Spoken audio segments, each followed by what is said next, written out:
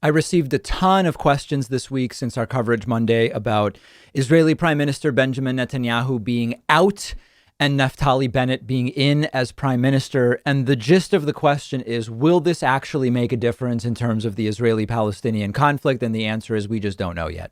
There are folks who are claiming that there is absolutely no difference between Naftali Bennett and Benjamin Netanyahu on their willingness to make change to the status quo when it comes to the Israeli-Palestinian conflict. And I think that there's some truth. There's truth to the reality that Naftali Bennett is still a right-winger. There's no question about that, but not from the party Likud, and a different approach. And what you have to understand is that a lot of what progress can be made comes down to the coalition.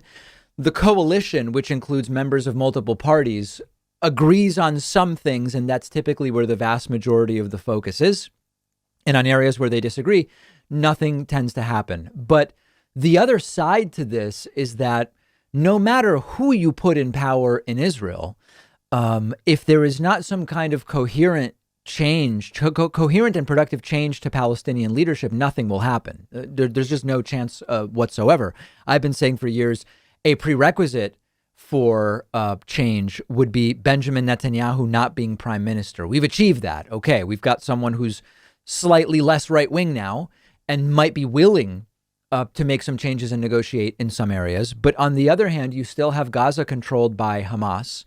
You have a Palestinian Authority in the West Bank that, while certainly more willing to work with Israel, and there is a worker program, and there's much more happening than with Gaza, is at odds in many ways with Hamas, and completely unwilling to cede power to maybe allow the Palestinian Authority to negotiate on everyone's behalf. I mean, it's like, I sound crazy even talking about this stuff because there's zero chance that this is going to happen. So I don't know the answer. And as I mentioned earlier in the week, the vast majority of the Israeli population is concerned with and prioritizing domestic issues like economics and wages and infrastructure, much like we do in the United States. And so, particularly as outsiders, when we look at, a place like Ukraine,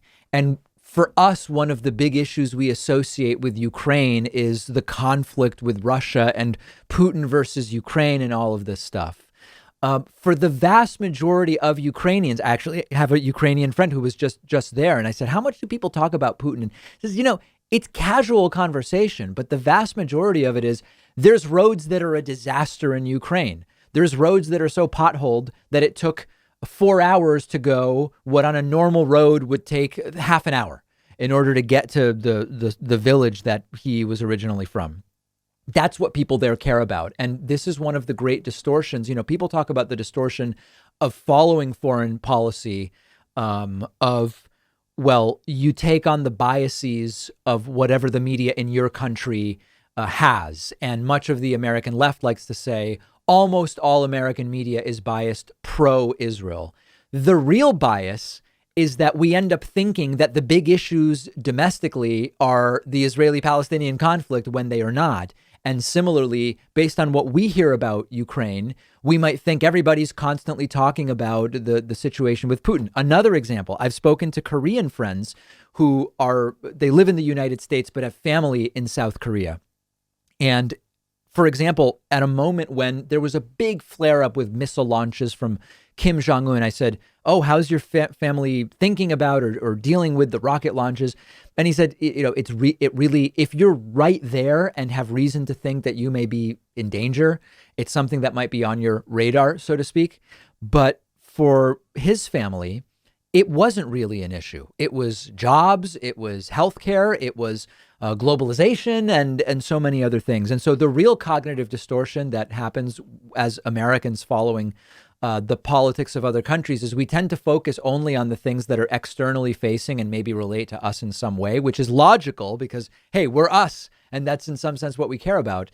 But the internal situation is often much different. So needless to say, I think that there is 5 to 7% greater possibility that we start to see some serious negotiations when it comes to the Israeli-Palestinian conflict. But if and until there's a leadership change in Gaza, I just don't see how anything is going to change.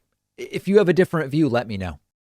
If you ever feel like you just don't have enough time to read all the books you want to read, you have to check out one of my favorite apps called Blinkist. Blinkist takes thousands of popular nonfiction books and distills each one down into an ebook or audiobook that you can get through in just 15 minutes, where you're getting all the key takeaways from the book.